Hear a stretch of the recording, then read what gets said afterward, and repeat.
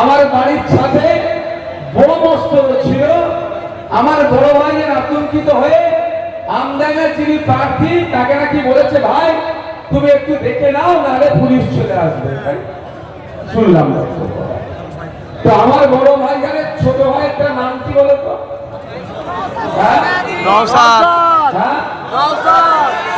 সে দেখে নিবার তার ক্ষমতা নয়। এক নম্বর কথা। দ্বিতীয় কথা, আগামীকাল নাকি পুলিশ আসবে বলেছে। সারা রাতে যদি কোনো জায়গায় বোম অস্ত্র থাকে, এত বোকা কেউ আছে ওখানেই রেখে দেবে? সে তো নিজে থেকে সরিয়ে দেবে। ভাই 100% উপরে যদি কিছু থাকে, অতটা এটা অসত্য কথা বলে আপনাকে আমাকে বিভ্রান্ত করছে। সাথে সাথে এক পীরজাদা ভাইয়ের নাম নিয়েছেন, পীরজাদা সাফেরি সিদ্দিকী মহাশয়। আমি বলবো এখান থেকে আপনারা লাইভ কল করুন সাফেরি ভাইজানকে, যে এই ধরনের কোন কি ঘটনা ঘটেছিল, বলবেন পীর সাহেব আপনার কলটা কিন্তু আমি রেকর্ড করছি, এই বলে কল করুন যে আব্বাস ভাইজানের বাড়ির ছাদে নাকি বোম ছিল, পুলিশ আসছিল, আপনারা নাকি পুলিশকে আটকে দিয়েছে, বোমটা উদ্ধার করতে দেননি।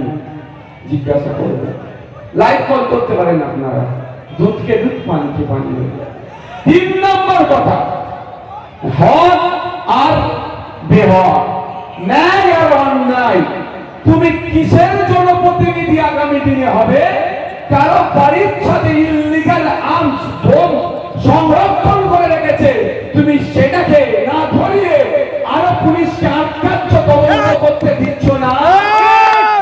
কি বলছি বুঝতে পারছেন? আমার বাড়ির ছাদে বোম আছে, বিশ্বজিৎটা যদি আটকে দেয়, তাহলে আগামী দিনে কোন একটা ছেলে কোন একটা মেয়ের হাত ধরে টানাটানি করলে, তাকে ধর্ষণ করলে, আমার ছেলে বলে তাকে লুকিয়ে রাখবে? আমার কথা বুঝতে পারছেন না?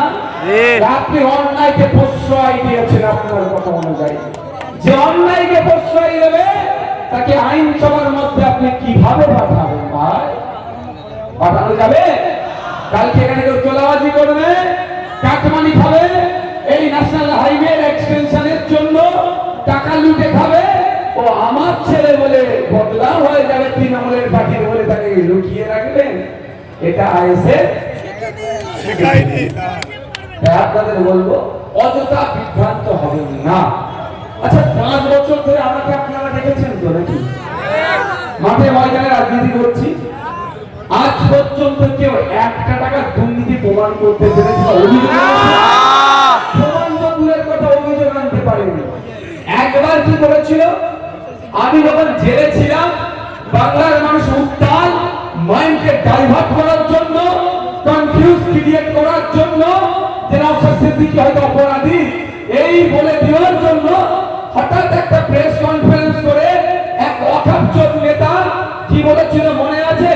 যে ওর ব্যাংকে নাকি প্রচুর টাকা এসেছে, প্রচুর টাকা এসেছে, এরকম বলেছিল না? তারপরে ডিসি সাহেব আমাকে ডেকেছিলেন, ডেকে আমার অ্যাকাউন্ট নাম্বার জানতে চেয়েছে। ডিসি সাহেবকে আমি আমার মুখের দিকে দেখে বললাম, আমাকে কি পাগল মনে হয়? আমার অ্যাকাউন্ট নাম্বার কি মুখস্থ হয়? আমার বাড়ির সবার আমি ফোন নাম্বার মুখস্থ করতে পারিনি। অ্যাকাউন্ট নাম্বার তো 15-20 টাকা নাম্বার। আমি বললাম, হ্যাঁ আমি বলতে পারি, কোন ব্রাঞ্চে কোন ব্যাংকে আমার অ্যাকাউন্ট আছে সেগুলো বলে দিলাম। ও খুঁজে দেখেছে, একটাতে 1500, একটাতে 2200, আর একটাতে 1,05,000 টাকা, সব মিলিয়ে মনে হয় 10 লাখ টাকাও পাই। বুঝতে পেরেছে তো? এইভাবে আমাদেরকে আটকানোর চেষ্টা করছে, মিথ্যাচার করছে।